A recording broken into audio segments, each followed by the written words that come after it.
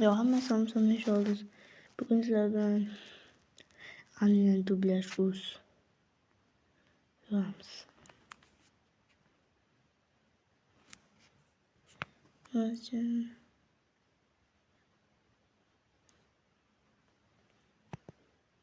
Videoyu görüyor musun? Yalnız. Küfiye çıkardı.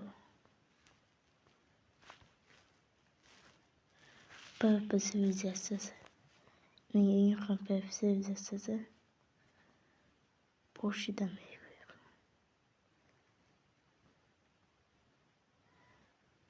1, 2, 3, 4, 5, 6. Tugadi olsun. Daldik film. Common civilizasyası. Balta. Neyse. Kalkan. Kaçımı. Frozen'de. Mesela Park civilizasyası. Kızık olacak. Bilmiyorum. Diqqat! Balkim hozir hammasi tugar. Balkim PvP sivilizatsiyasida oxirgi kunimdir. Agar men bor kuchim bilan jang qilmasam, hozir hammasi shu yerda tugaydi. Men bilaman, olmoslik qilichi bor jangchilar tirik qolganmi yo'qmi? Agar olmos qilichlik jangchilar bilan olmos boltalik jangchilarni mag'lub qilsak, biz tirik qolishimiz mumkin. Lekin bu bilan kirib keldim. Agar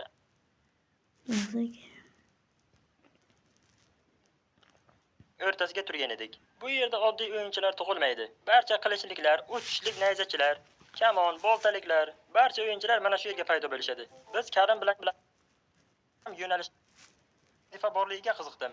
Keyin Karim menga hammasini tushuntirib beraman dedi. Chunki men haligacha hech nimani tushunmay garangga yurgan edim. Menimcha biz boltaliklar sivilizatsiyasiga yetib keldik. Keyin esa Karim yo'nalishni o'zgartirib boshqa yo'lga ketdi. Men o'ylagandimki, platforma orqali chiqamiz deb o'ylagandim, lekin unday bo'lmadi. U sharshara orqali chiqa boshladi. Men butun umrim davomida PvP sivilizatsiyasida hech qachon sharshara orqali chiqmagan ekanman.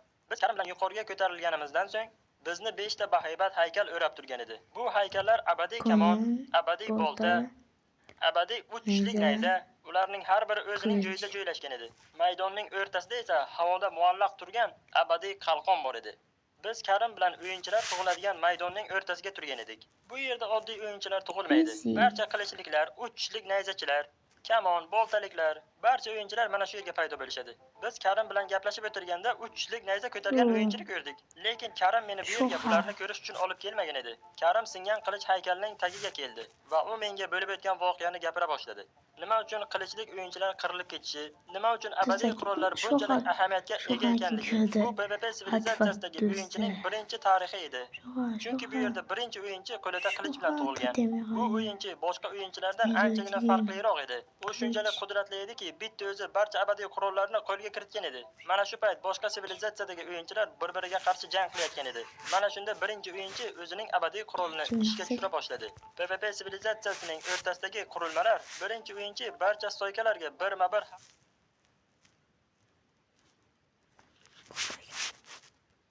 diqqat. Agar siz 3 tishli nayza bilan tug'ilsangiz, PvP sivilizatsiyasi diqqat. Ushbu video material faqat ko'ngil ochish uchun mo'ljallangan. Biz kimnidir yoki nimanidir haqorat qilmoqchi emasmiz. PvP sivilizatsiyasida bu dunyodagi o'yinchilar qo'lidagi 5 ta buyumdan biri bilan tug'iladilar. Birinchisi qilich, ikkinchisi bolta, uchinchisi uch tishli nayza, keyin esa qalqon va oxirgisi qo'llarida kamon bilan dunyoga kelishadi. Ha, bilaman, bu sizlar uchun yangilik emas, lekin sizlarga bir narsani tushuntirib berishim kerak. Bu 5 ta buyumlarning har birini o'ziga yarasha kamchiligi bo'ladi. Agar bu PvP haqida ketsa, masalan, qilichlar. Men qilich bilan tug'ilganman. Yaqin masofadan zarba berib jang qilish uchun qilich bilan tug'ilganlarning, ya'ni yog'och qilichlarning 58 ta zarbalari bo'ladi. Agar o'yinchilar yo'lda to'xtamasdan keyingi darajaga o'tadigan bo'lsa, ular olmoslik qilich olishlari ham mumkin. Chunki PvP sivilizatsiyasidagi olmoslik qilichda zarbalar ko'p bo'ladi. Lekin hamma gap ham shundaki, bu olmoslik qilich eng qudratli qilich emas. U qilichdan ham qudratli qilich bor. Bu qilich nazoratli qilich, chunki u qilich bilan hech qachon mag'lub bo'lmaysan. Bunday imkoniyatlar boshqa sivilizatsiyada yo'q. Shuning uchun qilichlik o'yinchilar qirilib ketishyapti. Mana endi navbat boltalik o'yinchilarga. Ular ham yog'ochdan bo'lgan bolta bilan tug'ilishadi. Boltalar ham yaqindan jang qilish uchun yaratilgan. Lekin boltaning kuchi va uning zarbasi qilichdan ko'ra anchagina yaxshiroq. To'g'ri, bolta va qilichning beradigan zarbalari bir xil. Lekin bolta bilan bir marta urganda ikkita zarba yo'qotish mumkin. Qilichda esa bunday emas. Bu degani qilichlik sivilizatsiyadan ko'ra boltalik sivilizatsiyada yashab qolish anchagina qiyinroq PvP sivilizatsiyasida. Lekin xursand bo'ladigan joyi shundaki, yog'ochlik boltalarni olmoslik bolta darajasigacha ko'tarsa bo'ladi. Mana endi navbat 3 tishli nayzalarga. Agar siz 3 tishli nayza bilan tug'ilsangiz, PvP sivilizatsiyasida yashab qolish imkoniyatingiz anchagina yaxshiroq bo'ladi. Birinchi qulaylik tarafi, siz tug'ilishingiz bilan 250 ta zarbaga ega bo'lasiz. Siz yaqin masofadan juda ham qattiq zarba bera olasiz. Yana nayzalarning afzallik tarafi shundaki, ularni uzoqdan turib uloqtirsangiz ham bo'ladi. Lekin nayzani uloqtirgan o'yinchi shu zahotiyoq o'lib qoladi. Nayzalik o'yinchilar o'z qurolini tashlab tirik qolishlari ham mumkin. Hamma muammo shundaki, o'yinchi nayzani qaytarib olmaguncha boshqa qurol olib bilmaydi. To'g'ri, nayzalik o'yinchilar anchagina qudratli, lekin ular o'z darajasini ko'tara olishmaydi. Chunki ularning zarbasi 250 ta zarbadan iborat xolos. PvP sivilizatsiyasidagi 4-buyum bu qalqon. Lekin qalqonlik o'yinchilar anchagina sirli bo'lishadi, chunki ular biz ochib bilmagan eshiklarni ochishadi. Ularning qalqoni borligi uchun ular o'zini himoya qila olishadi. Qalqoni bor o'yinchilar zarba evaziga o'zlarining lavozimlarini ko'tarishadi. Qalqoni bor o'yinchilar sir sinoatlarga to'la. Chunki qalqonlik o'yinchilar boshqa o'yinchilar bilan zarba evaziga o'ynab ketaverishadi. Va oxirgisi bu kamonchilar. Kamonlik o'yinchilar tug'ilishi bilan ularning 384 ta zarbalari bo'ladi. Bu degani kamonchilar kamon bilan tug'ilishi bilan ularning yashab qolish imkoniyati ko'proq degani. Lekin kamonchilar yaqindan zarba bersa juda ham xavfli bo'ladi. Agar ular uzoqdan zarba beradigan bo'lsa, anchagina xavfsizroq. Mana sizlar ham anchagina ma'lumotga ega bo'ldingiz. Men nima uchun bu ma'lumotlarni sizlarga aytyapman? Lekin shunday vaziyat bo'lsa ham men chiqib keta oldim. Bunday kichkina xonada kamonlik o'yinchi qilichlik o'yinchini mag'lub qilish anchagina qiyin edi. Hoy, quloq sol, men bu yerga jang qilish uchun kelmaganman. Men sizlarga yordam berish uchun kelganman. Agar jang qilmoqchi bo'lsang, mayli, lekin menda bilib qo'y, olmoslik qilich bor. Bu degani sen 2 ga 1 jang qilasan degani. Men bilmayman sen qayerdan kelding. Lekin PvP sivilizatsiyasidagi qo'riqchilar anchagina yaxshi haq to'laydigan o'yinchilarning qo'lida ishlashadi. Aldashni xohlamayman-u, lekin hozirgi yashash sharoitim anchagina yaxshi. Shuning uchun men o'ylab o'tirmasdan Evboning tomonida bo'laman. Nima? Sen hali ham qo'riqchiga ishonyapsanmi? U yaxshi haq to'laydigan o'yinchini topsa sen bir o'zing qolasan. Yaxshi, lekin to'g'risini aytsam, u mening eng yaqin do'stim. Lekin men unga hali hech kim to'la bilmagan haqni to'layapman. Shuning uchun senda imkoniyat yo'q. 2 ga 1 jang qilishingga to'g'ri keladi. Men xalqimni va oilamni himoya qilishga va'da berganman. Agar men seni ozodlikka chiqarsam, sen maxluqday meni ham farqim qolmaydi. Quloq sol, men boltalik o'yinchilarni to'xtataman. Sen o'z va'dangni ustidan chiqmasang ham bo'ladi. Agar men ularni to'xtatsam, sening odamlaring anchagina xavfsiz bo'ladi. Men haligacha tushunmayapman, nega sizlarga qilichlik o'yinchilar yoqmaydi. Lekin men bu yerga sizlarni qutqarish uchun kelganman. Lekin nima uchun bu ishni qilish uchun menga imkon bermayapsan? O'yinchi menga qarab turdi-da va devorga qarata o'q uzib bilmayman nima qilishni. Shunchaki bu yerni ko'zdan kechirib chiqishim kerak. Xavotir ol.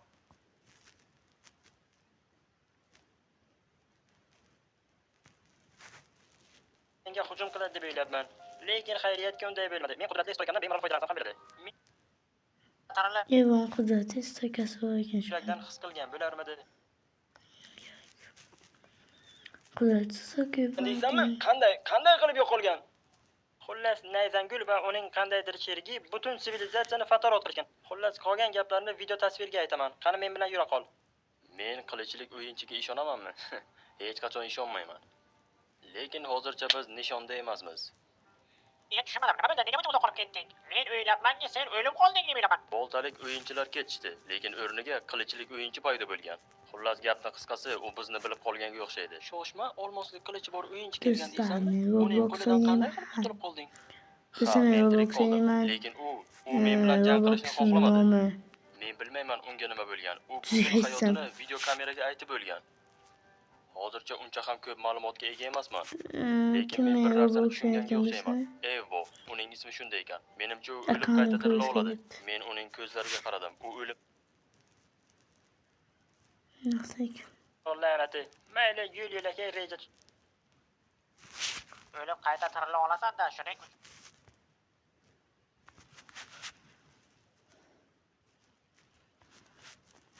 Aynen biraz yeni kısım.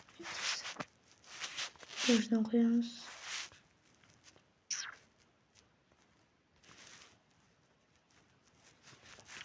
Bunaqa video oldin chiqargan aynan. Mana.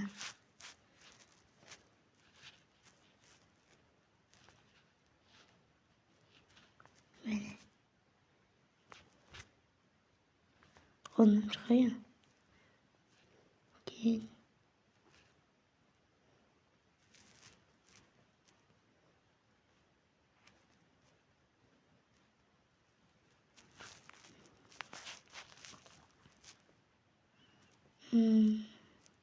Bitti çıkarttı. İyi. Çık. Evet.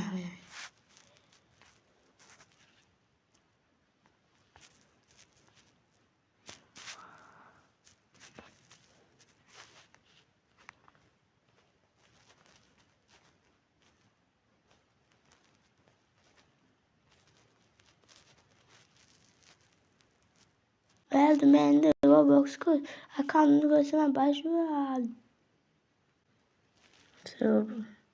Roblox'un videosunu koyayım. Hayır, ta sanno. Mai siamo. Milestone'dan account'um. Bu açıda kimin kötüyüm mesela? Düz teşekkürge alduşu. Ona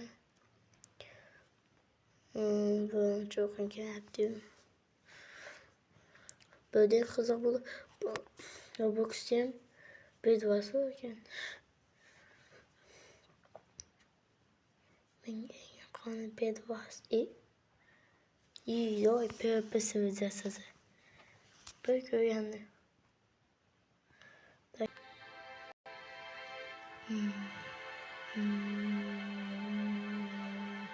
Şuna.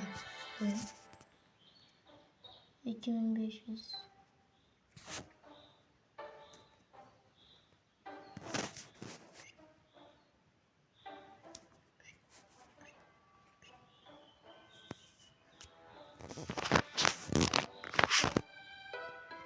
Tamam çıkışmak böyle. Keşke. Ne?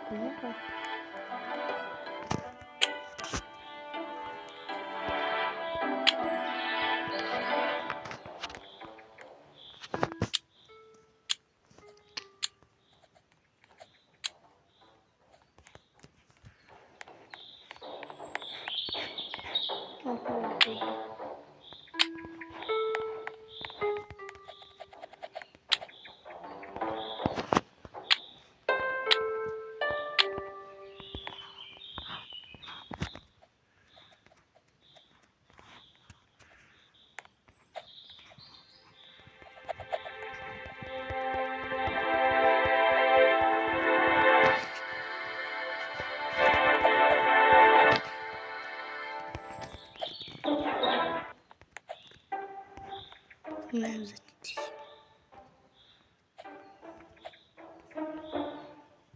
De başımdaki yalnız bakış geçmiyor.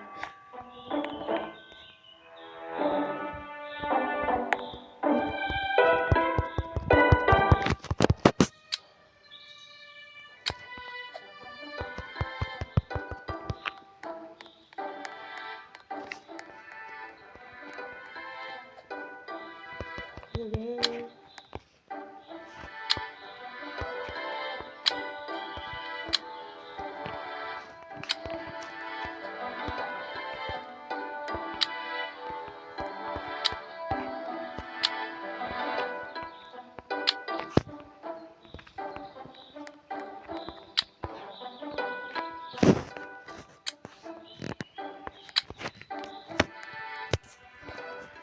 Nakış gereken.